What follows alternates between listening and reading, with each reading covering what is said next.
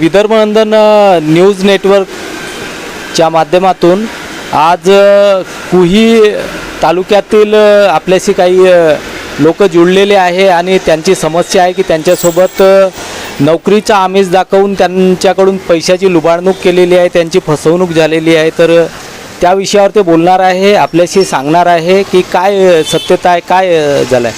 आपलं परिचय, आपलं काय नाव? माझं नाव कृष्णा काशीनाथ देशमुख, मी कुईला राहतो.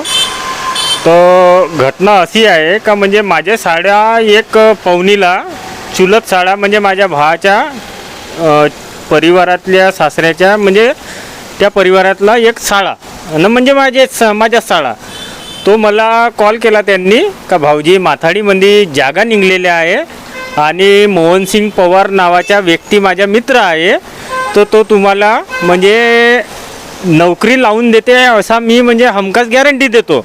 तुम्ही बिंदास पैसे द्या मा ओळखीच्या मार्फत. तर आपण ना त्याला 2 लाख नोकरी कशाची लावून देतो म्हणाला तो?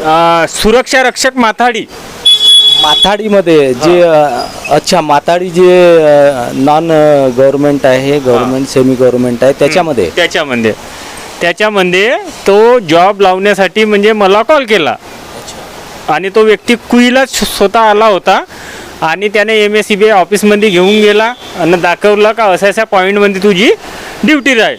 कुठं दाखवलं तुमची ड्युटी कुठं राहील? MSCB कुईच्या ऑफिस आहे ना MSCB. अच्छा, ती MSCB ऑफिसमध्ये तुमची ड्युटी राहील म्हणून तुम्हाला दाखवलं? हां, का अशा पॉईंटमध्ये तुझीवाली ड्युटी राहील. तर मला ते सगळ्या गोष्टी पटल्या आणि पैसे द्यायच्या कारण म्हणजे साडा असल्या कारणानं आपण म्हणजे त्यांना पैसे ते दिले.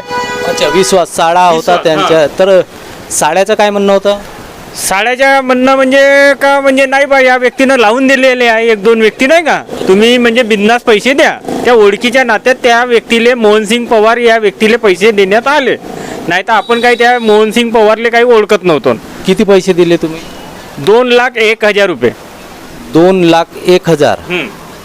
अच्छा, तर याच्यामध्ये आता 2,01,000 तुम्ही दिले, नंतर मग त्यांनी नोकरी लावून दिली का? नाही, 15 दिवसाच्या आतमध्ये तुला नोकरी लावून देतो म्हणून असा म्हणजे शब्द दिला, पण तो शब्द त्यांनी पाडला नाही आणि आता पैसे वापस मागून राहिलो. तर आता 2 वर्ष कंप्लीट होऊन राहिले, पण तो 2 तारखेला देतो, 3 तारखेला देतो, असे तारीखवर तारीख देऊन राहिला. तो त्याचे काही पुरावे पण आपल्याकडे आहे, जसे म्हणजे आपण पैसे त्याला दिले ते म्हणजे फोनपेच्या द्वारे आपण ना पैसे दिलेले आहे. तर आपण स्टेटमेंट बी काढून ते म्हणजे दाखवू शकतो का या व्यक्तीच्या नावाने एवढे पैसे गेले आहे आपल्या अकाउंटवरून. आणि त्यानं एक म्हणजे पैशासाठी गेलो तर मला चेक दिला होता, तो चेक लावला बँकमध्ये, तर तो पण म्हणजे बॅलन्स नव्हता, त्या कारणानं तो खारिज झाला. ते पण आपल्या जेवढं त्याचा सबूत आहे.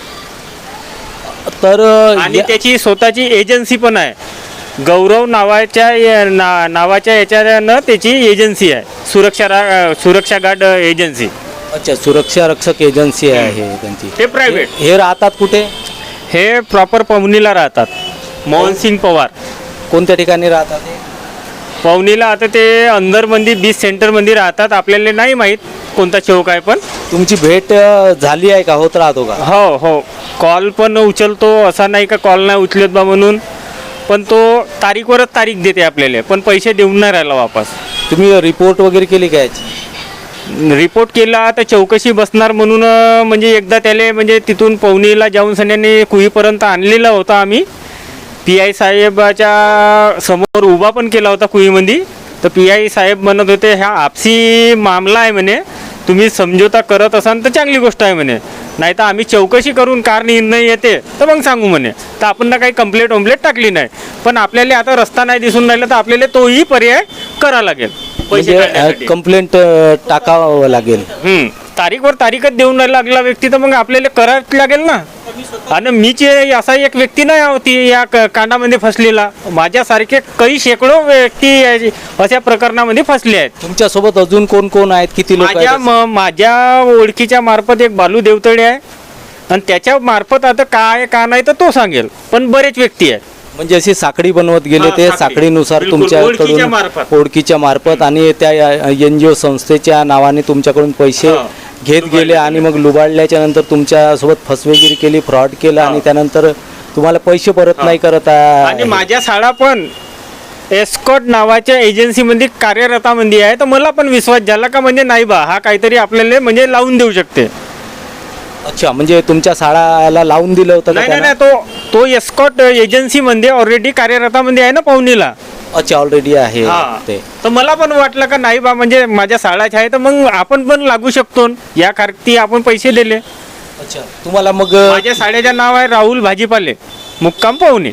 अच्छा, तर त्यांनी म्हणजे आता ते जे तुम्हाला काही कोणत्या ऑफिसमध्ये वगैरे घेऊन गेले होते? हा, आम्हाला 4-5 व्यक्तींना तो कामगार आयुक्तामध्ये एका व्यक्तीकडे घेऊन गेलेल्या आणि त्यांना सांगितलं का त्यांना भेटायच्या, अगदी त्यांना जैन म्हणायचं. आणि ते जे साहेब होते ते आम्हाला म्हणले का लवकरात लवकर तुमचं काम करून देतो.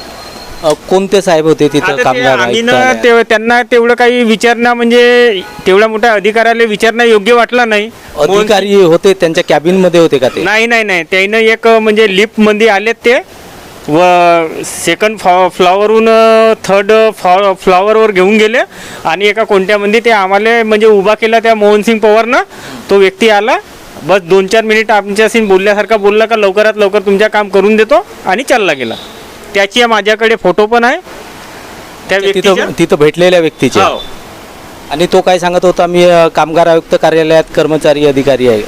हो हो, असा सांगत होता का मी कामगार आयुक्तामध्ये कर्मचारी आहे तर तुमचं काम लवकरात लवकर करून देतो, असा त्यांना सुद्धा आमिष दाखवलाय, आश्वासन दिला. हं. आणि ज्यांच्याकडे जे एजन्सी धारक आहेत त्यांनी काय म्हटलं होतं तुम्हाला की किती दिवसात लावून देतो? आम्हाला तर आमिष दाखवलं का 15 दिवसामध्ये तुमचं काम करून देतो.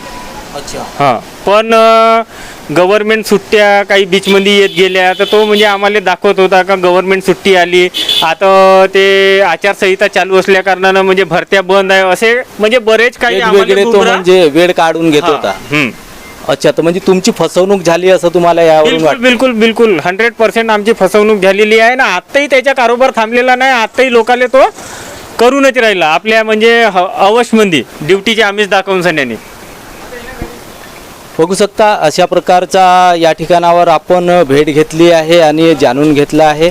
तर यांच्याशी आपण थेट संवाद साधलेला आहे आणि यांची फसवणूक झाल्याचं इथं बोलल्या जात आहे. यांच्याकडे पुरावेसुद्धा आहेत त्या सर्व गोष्टींचे. नोकरीचा आमिष दाखवून या लोकांचं त्यांनी फसवणूक केलेली आहे. एक रिपोर्ट, विदर्भ न्यूज नेटवर्क.